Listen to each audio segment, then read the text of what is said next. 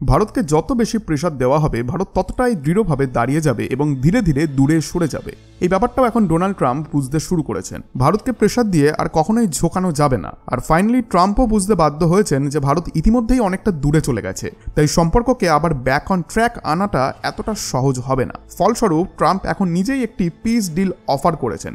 তিনি ওপেনলি ঘোষণা করেছেন যে I am very pleased to announce that trade negotiations between India and US are starting. যে ভারতকে একসময় তিনি ডেড ইকোনমি বলতেন, আজ সেই ভারতকেই তিনি গ্রেট নেশন বলে প্রশংসা করেছেন। কিন্তু এখানে প্রধানমন্ত্রী নরেন্দ্র মোদীরও একটি রিপ্লাই ছিল, কিন্তু সেখানে তা একটু অন্যরকম। আগে তো তিনি মাই ফ্রেন্ড ডোনাল্ড ট্রাম্প এই রকম বলে সম্বোধন করতেন, কিন্তু এখন তিনি শুধু বলছেন যে ইউএস প্রেসিডেন্ট ডোনাল্ড ট্রাম্প।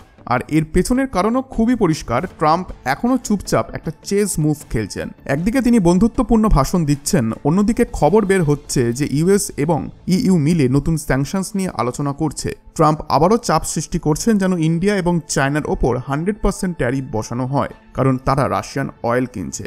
মানে এই ডুয়াল ডিপ্লোম্যাসি থেকে ট্রাম্প এখনও পুরোপুরি সরে আসেননি। এরই মধ্যে একটি ইন্টারেস্টিং ঘটনা ঘটেছে। আইওয়ার গভর্নর ভারত সফরে এসেছিলেন এবং ডক্টর এস জয়শঙ্করের সঙ্গে দেখা করেছেন। তো আইওয়া হচ্ছে সেই রাজ্য যেখানে ট্রাম্পের শক্তিশালী রিপাবলিকান ভোটার বেস আছে, আর এই রাজ্যের কৃষকরাই চীনের আঘাতের শিকার। ফলে তারা এখন ভারতের কাছে সমাধানের খোঁজে এসেছে।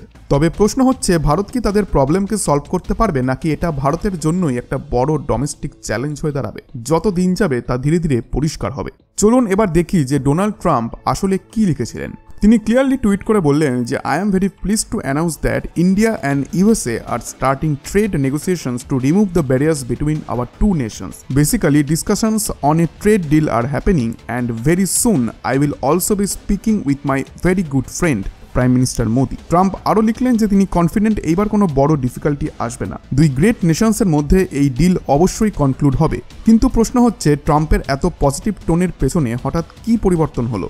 এবার প্রধানমন্ত্রী মোদির জবাবে আসি। ট্রাম্প যেখানে লিখেছেন my very good friend prime minister Modi, সেখানে মোদির উত্তর ছিল যথেষ্ট ক্যালকুলেটেড। তিনি বললেন যে India and the US are close friends, natural partners. I am confident that after this trade negotiations the limitless potential of our partnership will be achieved. Our teams are already working to conclude the discussions at the earliest. And yes, I am looking forward to speaking with the President Trump. এখানে notice করবেন যে Trump তাকে মাই very good friend বলে তো সম্বোধন করলেন, কিন্তু মোদি শুধু বললেন যে প্রেসিডেন্ট ট্রাম্প। কিন্তু এর আগে তিনি প্রত্যেকবার মাই ফ্রেন্ড ডোনাল্ড ট্রাম্প কথাটি ইউজ করেছেন। কিন্তু এটাই সব নয়, বন্ধ দরজার আড়ালে আরও কিছু খেলা চলছে। কিছু মিডিয়া রিপোর্ট বেরিয়েছে যে ইইউ একটি ডেলিগেশন পাঠিয়েছে ইউএসএ, যাতে রাশিয়ার বিরুদ্ধে কিভাবে জয়েন্ট স্যাংশন চাপানো যায় সেটা নিয়ে আলোচনা হয়। কিছু ঘন্টা আগেই ফিনান্সিয়াল টাইমস আর বিবিসিতে রিপোর্ট বেরিয়েছে যে যেখানে ট্রাম্প বলেছেন EU must impose 100% tariffs on China and India, only then Putin will be stopped. অর্থাৎ একই দিনে একদিকে তিনি ভারতকে ফ্রেন্ড বলে ঘোষণা করছেন, আবার অন্যদিকে ইউকে চাপ দিচ্ছেন যেন ভারত ও চীনের ওপর 100% ট্যারিফ বসানো হয়। শুনে অবাক লাগছে নিশ্চয়ই, কিন্তু আসলে এটাই ট্রাম্পের কোয়ারসিভ ডিপ্লোম্যাসি, যেখানে সবসময় থাকে ক্যারট অ্যান্ড স্টিক পলিসি। এবার একটি আনএক্সপেক্টেড ঘটনার কথা ডিসকাস করব। 9 সেপ্টেম্বর ভারতের external affairs minister doctor S জয়শঙ্করের সঙ্গে দেখা করতে এসেছিলেন একজন বিশেষ অতিথি। তিনি হলেন আইওয়ার গভর্নর কিম রেনল্ডস। আইওয়া হচ্ছে একটি রিপাবলিকান স্টেট, আর এটা তো সবাই জানেন যে ট্রাম্পের সঙ্গে এর সম্পর্ক একসময় বেশ ঘনিষ্ঠ ছিল। যদিও মাঝে মধ্যে ফ্রিকশনস হয়, তবে পরে আবার প্যাচাপো হয়ে যায়। আর ট্রাম্পের ক্ষেত্রে প্রায় সবার সাথেই এমনটা ঘটে। এই ভিজিট শুধু কার্টেসি কল ছিল না, মূল আলোচনার বিষয় ছিল ইন্ডিয়া ইউএস ট্রেড টক্স। আর মনে রাখবেন, আইওয়া হচ্ছে আমেরিকার ফার্মিং পাওয়ার হাউস, বিশ্বের অন্যতম বড় সয়াবিন ও কর্ন প্রডিউসার। কিন্তু সমস্যাটা শুরু হলো যখন ইউএস চীনের ওপর ট্যারিফ চাপালো। চীন সরাসরি আমেরিকান সয়াবিন আর কর্ন আমদানি বন্ধ করে দিল। শুধু তাই নয়, কানাডা আর মেক্সিকো আমেরিকা থেকে কেনা কমিয়ে দিল। এর ফলে আমেরিকান ফার্মার্সরা রাস্তায় নেমে আসলেন। এখন তারা ভারতের দিকে তাকিয়ে আছে, বলছে তুমি আমাদের সয়াবিন নাও আর কর্নও নাও, আর এর বদলে চীনের ওপর আমাদের চাপ তৈরি করতে সাহায্য করো। বেসিক্যালি তারা চাইছে যে ইন্ডিয়া হয়ে উঠুক এক ধরনের চ্যানেল, যাতে তারা আবার চীনের সঙ্গে বার্গেনিং করতে পারে। কিন্তু এখানেই আসে ভারতীয় ডিলেমা, কারণ যদি ভারত আমেরিকার জিএম ক্রপস দেশে ঢুকতে দেয়, তাহলে সেটা হবে সরাসরি পলিটিক্যাল ডিজাস্টার। যে কোনো নেতা হোক সে লেফট, রাইট বা সেন্টার, এই সিদ্ধান্ত নিতে পারবেন না, কারণ ভারতের হিউজ ভোটার বেস এটার বিরোধিতা করবে। তাহলে সমাধান কি? ইন্ডিয়া কি একদিকে ইউএস ফার্মার্সদের খুশি করবে, নাকি ডোমেস্টিক পলিটিক্সের প্রেসারে নো বলবে? এটাই সবথেকে বড় চ্যালেঞ্জ। এদিকে ট্রেড নেগোসিয়েশনসও আবার অফিসিয়ালভাবে শুরু হয়েছে। ভারতের পক্ষে chief trade negotiator Rajesh Agarwal ওয়াশিংটনে যাচ্ছেন, আর কাউন্টার পার্ট হিসেবে থাকবেন ইউএস ইন্টারলোকিউটার্স। নামগুলি শুনলেই বোঝা যায় এটা কোনো সিম্পল ডিসকাশন হবে না। ইউএস এর জন্য এটা টাফ হবে, কারণ ভারত এবার ব্যাকফুটে নয়। তবে এখনো পর্যন্ত কোনো ডেট ফাইনালাইজ হয়নি। এবার আসি মেইন ডিপ্লোম্যাটিক মুভের দিকে। বন্ধুরা, এখানে দুই দেশের টপ লিডার প্রেসিডেন্ট ট্রাম্প আর প্রধানমন্ত্রী মোদি এখন সরাসরি নিজ নিজ ব্যুরোক্র্যাটসদের ডিরেক্ট করছেন। মানে এটা একেবারে পরিষ্কার, India US trade deal is being pursued with full seriousness right from the very top. ট্রাম্পের সাম্প্রতিক স্টেটমেন্ট থেকে একটা জিনিস স্পষ্ট, ওনার তথাকথিত অ্যাটাকার্স যেমন পিটার ন্যাভারো, হাওয়ার্ড লুটনিক বা স্কট বেসান্ট, যারা নিয়মিত মিডিয়ায় আক্রমণাত্মক কথা বলতেন, তাদের আপাতত চুপ করানো হয়েছে। ট্রাম্প যেন বলছেন যে তোমরা অনেকটা রায়তা ছড়িয়ে দিয়েছো, এখন আমাকে সেটা গুছাতে দাও, যখন দরকার পড়বে তখন আবার তোমাদের ছেড়ে দেবো প্রেশার তৈরির জন্য। মানে এখন প্রেশারের সময় নয়, এখন ড্যামেজ কন্ট্রোল করার সময়। কারণ ওয়াশিংটন বুঝে গেছে ভারতকে আর দূরে ঠেলে দিলে সম্পর্ক পুরো ভেঙে যাবে, আর সেই ইন্টারনাল প্রেশার তারা সামলাতে পারবে না। আর এই কারণেই খুব তাড়াতাড়ি একটি মার্কিন ডেলিগেশন ভারতে আসছে। 17ই সেপ্টেম্বরের আশেপাশে প্রতিরক্ষা সম্পর্কিত বেশ কিছু পেন্ডিং ডিলস আবার টেবিলে উঠবে। কিন্তু সমান্তরালে আরেকটা বড় খেলা চলছে US EU collusions on sanctions. European অফিসিয়ালসরা ইতিমধ্যেই 18 স্যাংশনস প্যাকেজ চালু করেছে রাশিয়ার বিরুদ্ধে, তেমন ফল পায়নি, যার জন্য এখন 19th প্যাকেজ নিয়ে কাজ করছে।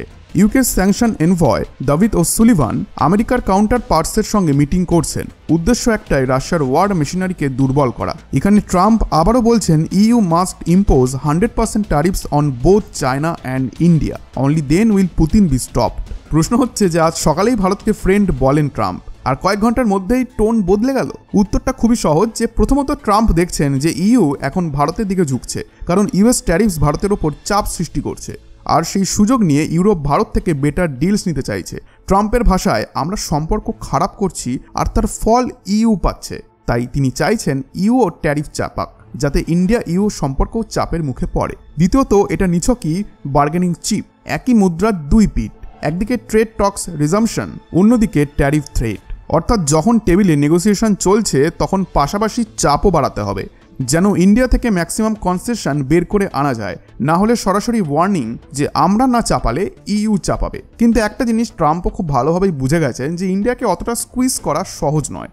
আজ 50% ট্যারিফ লাগালেও ইন্ডিয়া সামলে গেছে, 100% হোক বা 500% হোক, ইন্ডিয়া তাতে ইজিলি অ্যাডাপ্ট করে নেবে। যার জন্য ট্রাম্প তো শেষমেশ হুমকিও দিচ্ছেন যে সময় এলে শুধু জেনারেল ট্রেড নয়, ইন্ডিয়াস ফার্মা সেক্টর, আইটি সেক্টরের ওপরেও ট্যারিফ বসানো হবে। যদিও বাস্তবে এই মুহূর্তে সেটা সম্ভব নয়, কারণ আমেরিকার ডোমেস্টিক মার্কেট ওই সময় বড় ধাক্কা খেয়ে যাবে, তাই এটা তারা সহজে করতে পারবে না। তো এখন বোঝা যাচ্ছে আসল খেলা কিভাবে হচ্ছে। বাইরে থেকে মনে হবে খুব বড় পার্থক্য নেই, কিন্তু ভেতরে ভেতরে চলছে কোয়ারসিভ ডিপ্লোম্যাসি, প্রেশার দিয়ে ভারতের মার্কেট খুলতে বাধ্য করার চেষ্টা। ট্রাম্প চাইছেন ইউ স্যাংশনের অজুহাত দেখিয়ে ভারতকে এগ্রিকালচারাল মার্কেটে খুলতে বাধ্য করা, আর এজন্যই আইওয়ার গভর্নরকে ভারত সফরে পাঠানো হয়েছে, যাতে ফার্মিং সমস্যাকে লেভারেজ করা যায়।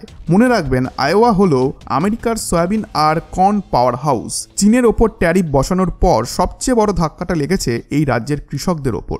আগে যেসব সয়াবিন ও কর্ন সরাসরি চায়নাতে যেত, চীন সেটা এখন বন্ধ করে দিয়েছে। চীনের কৌশল কিন্তু ক্লিয়ার, আমরা জানি কিভাবে আমেরিকার রাজনীতিকে কন্ট্রোল করতে হয়, তাই ফার্মিং বেল্টে চাপ তৈরি করো, তখন রাজনীতিবিদরাই বাধ্য হবে আমাদের সঙ্গে ডিল করতে। ফলে আজ আইওয়াস ফার্মার্সরা ট্রাম্পের ওপরেই ক্ষুব্ধ, আমরা তো তোমাকে ভোট দিয়েছিলাম আর তুমি আমাদেরকে ক্ষতি করে দিলে।